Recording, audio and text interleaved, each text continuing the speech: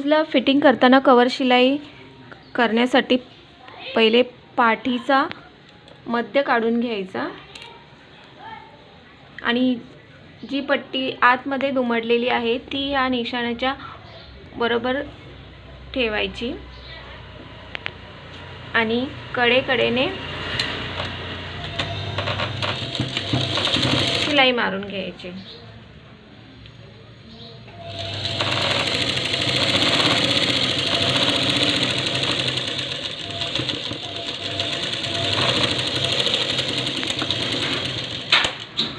नंतर एक्स्ट्राचा कपडा कापून घ्यायचा।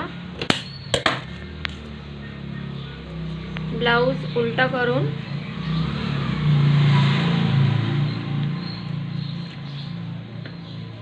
पुन्हा पाव इंचावर एक शिलाई मारून घ्यायची।